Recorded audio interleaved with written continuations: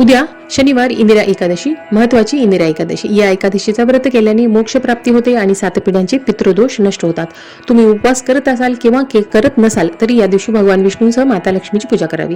विष्णूंना प्रिय एकादशी तिथी आणि विष्णूंना प्रिय पिवळा रंग.